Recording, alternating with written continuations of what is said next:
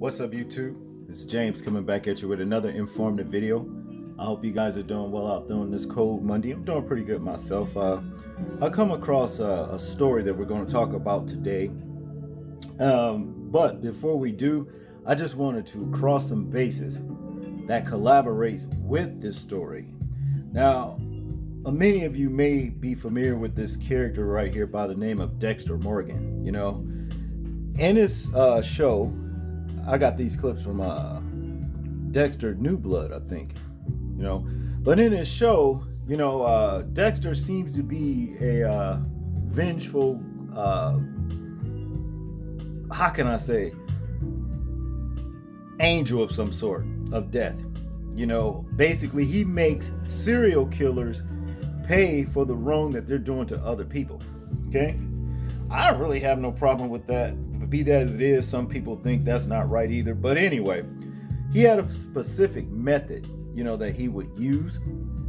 And basically it was a syringe filled with some stuff called ketamine. Okay, ketamine. And what ketamine does, well, what he would do is actually inject his, you know, unsuspected victim in the neck. You know what I'm saying? Or wherever. You see what I'm saying? And what it does is basically incapacitates the victim, you know, causing him to lose conscious. And then basically he can get this guy, you know, onto the altar where he plans on killing him. And as you can see in this particular scene right here, this clip, he's injected the unsuspected, you know, victim in the neck with this ketamine. Okay, but when you go over here, you know, to Elijah McClain, all right, I'm just going to read briefly some of this, and then we're going to get into the story, you know, about this stuff called ketamine. Okay, many of you might remember this happened back in August 30th, 2019. Elijah Javon McClain, okay, was a 23-year-old Black American massage therapist from Aurora, Colorado, who died after a violent police encounter. On August 24, 2019, 3 Aurora police officers confronted McClain after responding to a call by an Aurora civilian about an unarmed person wearing a ski mask that looked sketchy. They said basically he was in a grocery store getting some things, and he had on a mask, okay? And they said he looked suspicious, okay? Now to continue, the 3 police officers who were involved in the incident, Nathan Woodyard, Jason Rosenblatt, and Randy Rodema, okay, all said that their body cameras were knocked off during body cameras were knocked off during a struggle with McClain. McClain was forcibly held to the ground with his hands cuffed behind his back, after which paramedics Jeremy Cooper and Peter Sisnick administered ketamine, okay?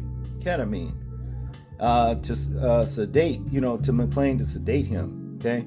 Well, that stuff right there, while on the scene, McClain went into cardiac arrest. It actually killed him. And he wasn't doing anything wrong. He just went and got some stuff from the store, and he was on his way home, and somebody had called the police saying he looked suspicious. And the police came up on him talking about, well, we're detaining you because you looking suspicious. Okay? That's all that was. Sick shit, man. You know what I'm saying? But ketamine caused this young man his life. Okay?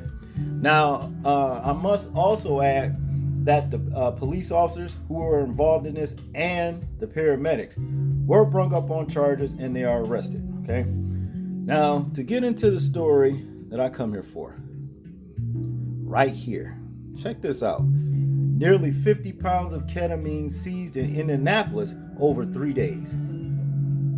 Did you hear that? Nearly 50 pounds of this stuff on the street.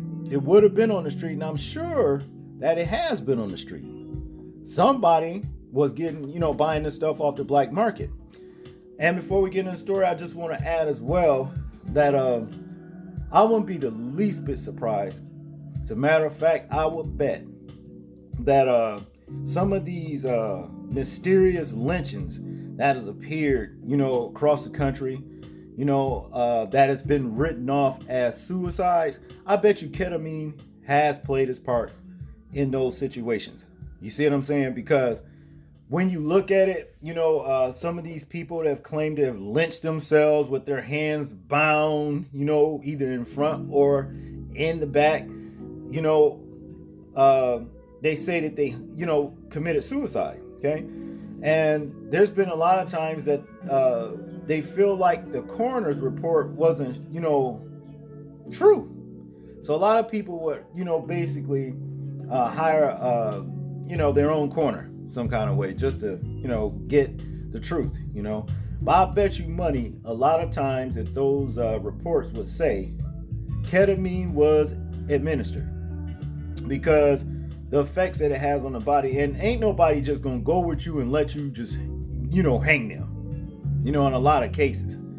Now, to get into this particular article right here, it says Indianapolis customs agents at the Express Consignment Operations Hub in Indianapolis recently thwarted 3 separate smuggling attempts, intercepting nearly 50 pounds of ketamine over the course of 3 days.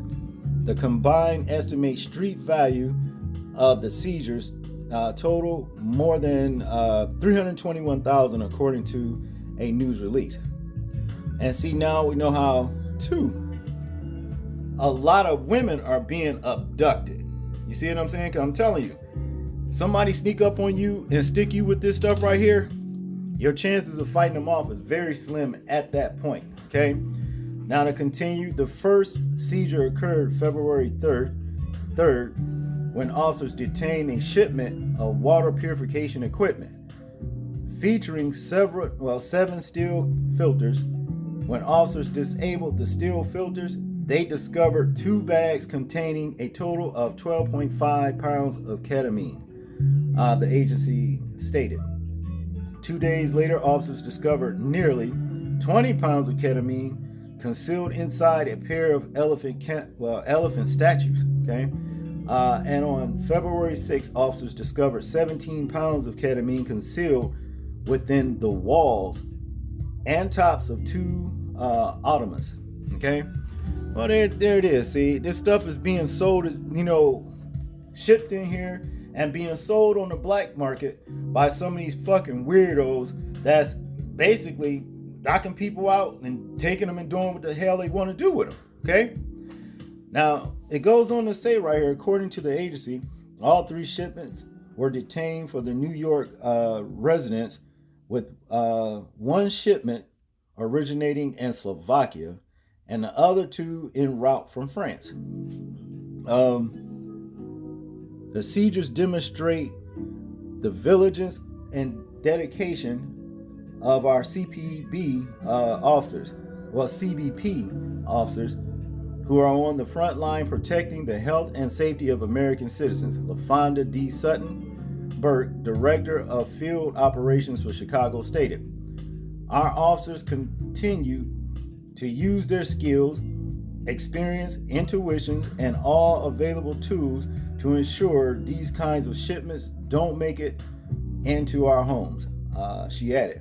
Well, they made it here. It's just this one time that you happen to catch them. You see, and that's a good thing, In conclusion here, it says ketamine, classified as an anesthetic, is a Schedule 3 non-narcotic drug regulated under the Controlled Substance Act because it can distort perception, cause temporary paralysis, and slow breathing to dangerous levels, potentially shutting down body systems and leading to cardiac arrest or respiratory failure, the agency stated.